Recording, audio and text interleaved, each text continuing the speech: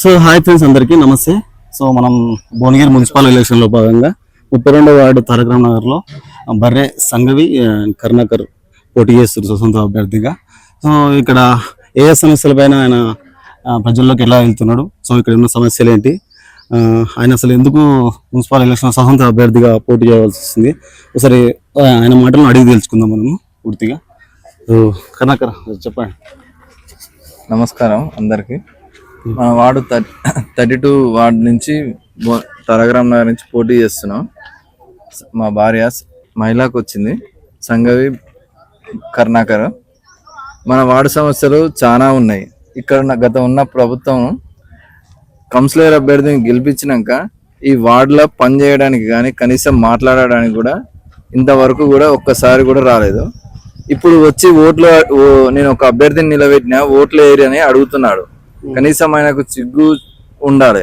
ఎందుకంటే ఏంటంటే ఒక ఎమ్మెల్యే లెక్క అయిపోయింది. గతంలో ఎమ్మెల్యే గెలవగానే మళ్ళీ వార్డుకు వచ్చి ఊరికి వచ్చి ఎట్లా తిరుగుతాడో ఇప్పుడు వార్డులో ఉన్న కౌన్సిలర్ కూడా అట్నే తిరుగుతున్నాడు. ఒక ఇండిపెండెంట్ క్యాండిడేట్ ని టార్గెట్ చేస్తున్నారు. ఎందుకు? నువ్వు ప్రభుత్వం మీ చేతిలో ఉన్నందుకు మీరు వార్డులో ఒక్క సమస్య లేకుండా చేయాలి.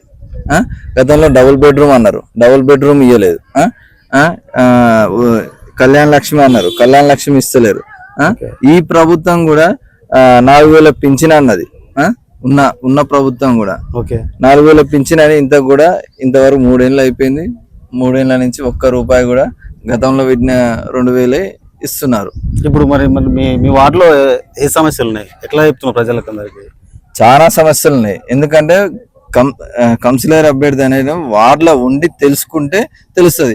80% కంప్లీట్ అయిపోయింది వార్డులో అంటే. మరి 80% అయిపోయినాక మళ్ళీ ఎందుకు ఈ వార్డులో ఎలక్షన్లు నిర్వహిస్తున్నారు? అవును, అందరు కూడా చెప్తారు. ఇప్పుడు అండర్ గ్రౌండ్ డ్రైనేజ్ అయిపోయింది, రోడ్లు అయిపోయినాయి, లైట్లు అయిపోయినాయి, ఇక సమస్యలు లేవంటారు చాలా మంది. సమస్యలు లేవంటే పోటీ ఎందుకు? మరి ఇక్కడ వార్డు అభివృద్ధి చెందింది, ఏకరీగా చేయాలిగా. మరి ఇంతమంది ఏ వార్డులో కూడా ఇన్ని నామినేషన్లు దాకా కాలే. ఈ వార్డులోనే 6 నామినేషన్ 6 అయినాయి. మరి అభివృద్ధి చెందిందే వాడేనా? ఏకగ్రీవం చేయాలిగా. మరి వాళ్ళు చేయాల్సి ఉండే ఎందుకు మరి చేస్తలేరు? ఇండిపెండెంట్ క్యాండిడేట్లే ఇద్దరు రావట్టారు. చూడండి ప్రజలారా, ఆలోచించండి. సరే, వాళ్ళకి మరి మీరు స్పష్టంగా చెప్పండి ప్రజలకు. మీరు మీరు ఎలాంటి సేవలు అందిస్తారు, ఏ సమస్యల పోరాడతారో ఒకసారి స్పష్టంగా చెప్పండి. మన వార్డులో డ్రైనేజీ, రోడ్ సమస్యలు, అండర్ డ్రైనేజీ ప్రాబ్లం చాలా ఉన్నాయి. ఒక్క మున్సిపాలిటీ కూడా వచ్చి ఇక్కడ క్లీన్ చేయలేకపోతున్నారు. ఎందుకంటే అతను చెప్పేటోళ్ళు లేరు. వార్డులో కౌన్సిలర్ అనే అభ్యర్థి ఉండి ఈ పనులని చేయాలి. ఇప్పుడు అందుకనే ఈ జనాలంతా మార్పు కోరుకుంటారు. ఈ ఒక్కసారి గ్యాస్ సిలిండర్ కి గుర్తుకు ఓటేసి గెలిపించాలని అందరు అనుకుంటారు. ఎందుకంటే ఒక ఇండిపెండెంట్ క్యాండిడేట్ కి ఇంత బలం ఎందుకు వచ్చిందంటే గతం ఉన్న ప్రభుత్వంలో ఏ ఒక్క పని చేయలేకపోయారు. వార్డులో సమస్యలు కూడా తెలుసుకోలేకపోతున్నారు. ఇవాళ ఇంటింటికి తిరిగి ఓటేయని అడుగుతారు. వాళ్ళే ఏమిటికి వచ్చినావు, ఎందుకు వచ్చినావు నువ్వు ఇంకా అని ప్రశ్నిస్తున్నారు. ఒక్కసారి ఆలోచించండి.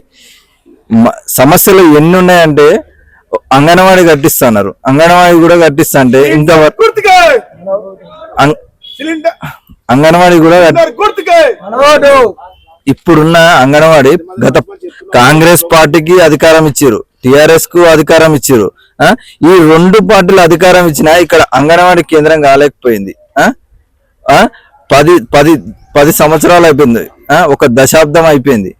మీరు ఆలోచించండి. ఇంతవరకు కూడా రెంట్కు నడిపిస్తారు అంగన్వాడీలో. కనీసం అంగన్వాడీలో కనీస సౌకర్యాలు ఉన్నాయా? ఏనాడన్నా ఒక కౌన్సిలర్ వచ్చి చూసి ఏమి పిల్లలకు ఏది లంచ్ సరిగ్గా ఉందా లేదన్నా, ఏదైనా సమస్యలు ఉన్నాయా, అవి వచ్చి నేను ముందుంటా అని ఒక్కనాడనా వచ్చి కూడా పరీక్షించలే. ఇంకోటి రోడ్లు వేసిరు. ఎక్కడ వేసిరు? ఏది అనుచరులు ఉంటారు చూసినావా, వాళ్ళ దగ్గర మాత్రమే రోడ్లు వేసిరు. కింది సైడ్ వచ్చి కింద మన ఇక్కడ మణికంఠ యూత్ దగ్గర నుంచి మళ్ళీ కృషి ఐటీఐ కాంచెలి అక్కడ రోడ్ సమస్య. వాన కొడితే అక్కడ గుడి అమ్మవారు ఉంటది, ఆ గుడిలో లోపలికి పోతున్నాయి వాటర్. ఒక్కసారి అభివృద్ధి అనేది కింద జరుగుతలేదు. కనీసం ఒక రోడ్ వేసి మేము రోడ్లు వేసినాం, డ్రైనేజీ ప్రాబ్లం క్లియర్ అయింది అని అంటున్నారు. మహిళా భవన్ మహిళలు నేను కనీసం మీటింగ్ లో మాట్లాడదాం, లేడీస్ సమస్యలు తెలుసుకుందామని ఏడ కూర్చొని మాట్లాడదాం అక్క అంటే, ఏడంతా మాకు ఏమున్నది రోడ్డు మీద కూర్చొని మాట్లాడదామని రోడ్డు మీద కూర్చొని మాట్లాడినాం. అంటే వినాయక షెడ్లలో కూర్చొని మాట్లాడినాం. కనీసం మహిళా భవన్ ఉంటే వాళ్ళ సమస్యలు ఒక అభ్యర్థి ముందుకు వస్తున్నాడు, సరే ఈయనకు చెప్తే ఆ సమస్యలు చేస్తాడా చేయడా అనే ఒక ఆలోచన వాళ్ళకి అవగాహన ఉండడానికి ఉంటది. ప్రతి మహిళా సంఘం మీటింగ్ లో అప్పుడు రోడ్ల మీద చాప కూడా వేసుకోవడానికి లేదు, రోడ్ల మీద కూర్చొని మాట్లాడుతున్నారు. మన బతుకమ్మ పండుగ వస్తుంది, మన తెలంగాణకు పెద్ద ఎంత పండుగనో మీకు తెలుసు. దసరా అంటేనే అసలు మన తెలంగాణలో ఎంత సంబరంగా చేస్తారో మీకు తెలుసు ఖచ్చితంగా. దానికి కూడా ఒక స్ట్రీట్ లైట్ అక్కడ బతుకమ్మ ఆడేటప్పుడు ఒక మైక్ సెట్టింగ్ కానీ ఒక లైటింగ్ కానీ ఏర్పాటు చేయడానికి కూడా ఒక కౌన్సిలర్ అభ్యర్థి ముందుకు వచ్చి పని చేయలేకపోతున్నాడు. మరి ఏమిటికి ఒక్కసారి ఆలోచించండి. మీరు మీ ఓటు ఇవాళ ఎంత కీలకం అయిపోయిందంటే, ఇవాళ ఎవరో ఒక అభ్యర్థిని పార్టీ తరఫున టికెట్ ఇచ్చినా ఆయనకే వేయాలి, ఆయనకే గెలిపియాలని ఆయన అంటున్నాడు. మరి ఈ 4 ఏళ్లలో నువ్వు ఒక్కనాడన వాడుకొచ్చి నీతో తిరిగిన మనుషులని అరే ఎట్లున్నారు మీరు, ఆ సమస్యల మీద ఏనాడన్నా మాట్లాడినావా?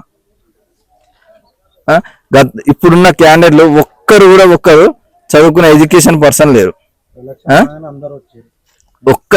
ఒక్కరు కూడా చదువుకున్న ఎడ్యుకేషన్ పరంగా లేరు.